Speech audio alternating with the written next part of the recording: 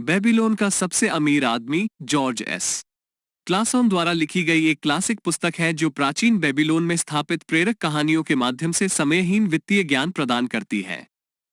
मुख्य पात्र अरद, जो बेबीलोन का सबसे अमीर आदमी है, अपने दोस्तों और नागरिकों के साथ धन के अपने रहस्य साझा करता है।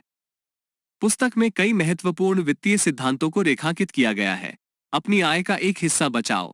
अरद कम से कम 10% अपनी आय बचाने के महत्व पर जोर देता है।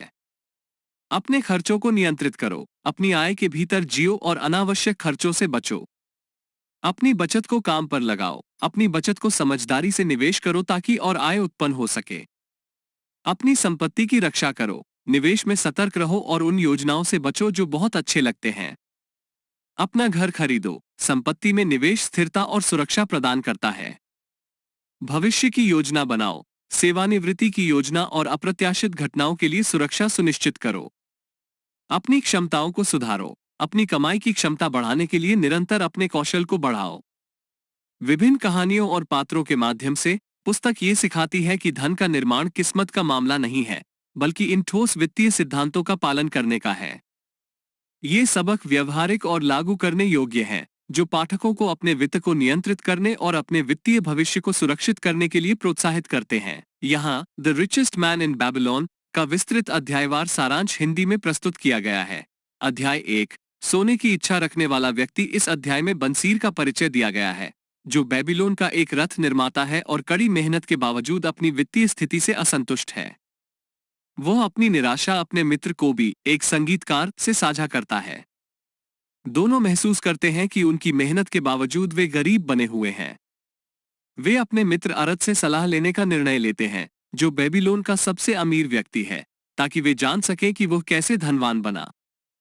अध्याय 2, बेबीलोन का सबसे अमीर आदमी। इस अध्याय में बंसीर और कोबी अरद से मिलते हैं, जो अपनी बुद्धिमत्ता साझा करता है। अरद समझाता है कि धन किस्मत से नहीं, बल्कि सही वित्तीय सिद्धांतों को सीखने और लागू करने से मिलता है। वो बताता है कि अपनी जवानी में उसे एक अमीर व्यक्ति अल्गामिश द्वारा एक कार्य दिया गया था, जिसने उसे धन का पहला सूत्र सिखाया। जो तुम कमाते हो, उसका एक हिस्सा तुम्हारा होता है। वो कम से कम 10% अपनी आय बचाने पर जोर देता है। अध्याय 3, दुबले पस के लिए 7 उपचार। अरद धन प्राप्त करने के लिए 7 सिद्धांत या उपचार बताता है। अपनी थैली को मोटा करना शुरू करो, अपनी आय का कम से कम 10% बचाओ। अपने खर्चों पर नियंत्रण रखो, अपनी आमदनी से कम में जियो और अनावश्यक खर्चों से बचो। अपने सोने को बढ़ाओ, समझदारी से निवेश करो ताकि और आय उत्पन्न हो सके।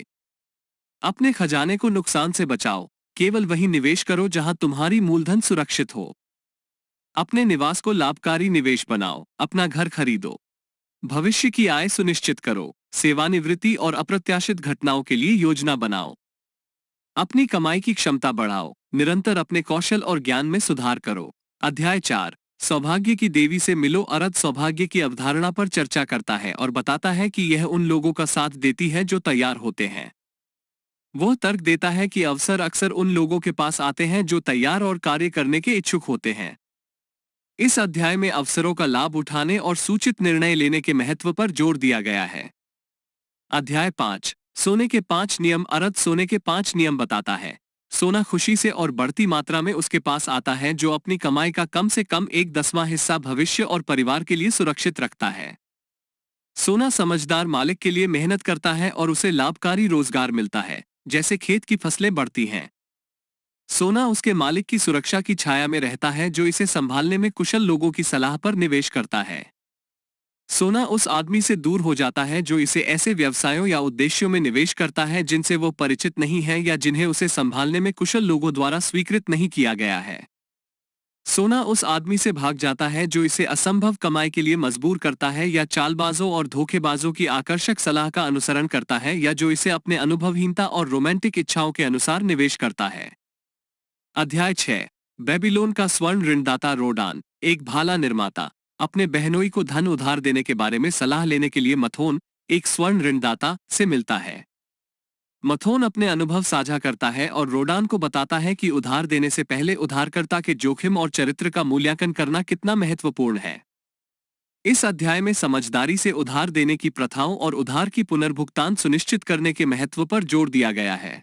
अध्याय 7 बेबीलोन की दीवारें। यह अध्याय बेबीलोन की दीवारों के रूपक का उपयोग वित्तीय सुरक्षा के महत्व को उजागर करने के लिए करता है। जैसे दीवारें शहर को बाहरी खतरों से बचाती हैं, वैसे ही वित्तीय योजना और बचत व्यक्तियों को आर्थिक कठिनाइयों और अप्रत्याशित परिस्थितियों से बचाती हैं। इस कहानी में वित्तीय आपात स्थितियों के लिए तैयार रहने के महत्व पर जोर दिया गया है। अध्याय 8 बेबीलोन का ऊंट व्यापारी। डाबासीर, एक पूर्व गरीब ऊंट व्यापारी, अपनी गरीबी से वित्तीय स्थिरता की यात्रा का वर्णन करता है। वो बताता है कि कैसे वो ऋण में डूबा और गुलाम बन गया, लेकिन अंततः एक सख्त वित्तीय योजना का पालन करके अपनी स्वतंत्रता और धन प्राप्त कर लिया। उसकी कहानी ऋण चुकाने, अपनी आय के भीतर रहने और अपनी वित्तीय स्थिति को सुधारने के दृढ़ संकल्प के महत्व को रेखांकित करती है। अध्याय 9 बेबीलोन की मिट्टी की गोलियां। इस अध्याय में कहानी आधुनिक समय में स्थानांतरित होती है, जहां पुरातत्वविद बेबीलोन में प्राचीन मिट्टी की गोलियां खोजते हैं। इन गोलियों में वो वित्तीय ज्ञान होता है जिसने समय की कसौटी को पार किया है। यह अध्याय पुस्तक में चर्चा किए गए सिद्धांतों की कालातीतता और उनके किसी भी युग में लागू होने को दोहराता है। अध्याय 10 बेबीलोन का सबसे भाग्यशाली आदमी। अंतिम अध्याय शारूनाडा, एक व्यापारी की कहानी बताता है जो अपनी सफलता का श्रेय कड़ी मेहनत, दृढ़ता और समझदार वित्तीय प्रथाओं को देता है। शारूनाडा की गुलामी से धन तक की यात्रा ये प्रेरणादायक उदाहरण प्रस्तुत करती है कि कैसे व्यक्ति कठिनाइयों पर विजय पा सकते हैं दृढ़ संकल्प और सही वित्तीय सिद्धांतों के पालन के माध्यम से।